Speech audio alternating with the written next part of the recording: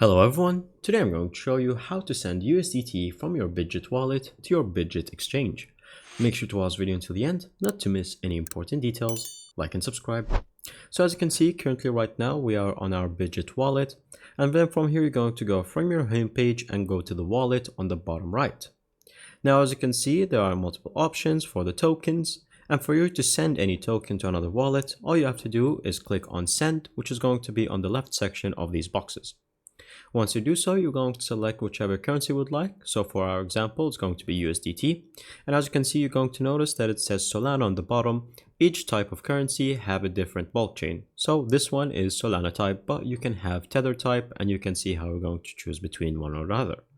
So as you can see, from here, we're going to go now back to our Bitget exchange. And then from here, once we log in, it's going to show us the main screen. All we have to do is go to the asset section on the bottom right. And then from here, we're going to click on deposit.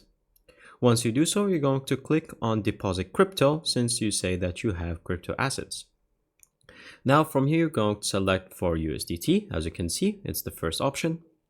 And then from here, it's going to tell you which network you would like to choose. So from here, we're going to choose Solana, since it was the one that was written first. And then from here, you're going to copy the code. Once you do so, go back. And then from here, all you have to do is going to paste it in the receiving box.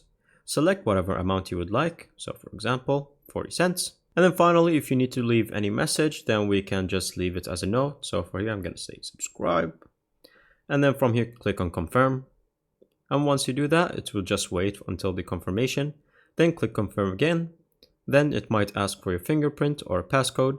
And as you can see, it's sending it directly. And there we go. Takes seconds, and then from here it just got sent. You can double check by opening your Bitget exchange app, going back to the home page, and then going to the assets. Once you refresh, as you can see, it's going to be listed right there in front of you as a spot, and then from here you can have it.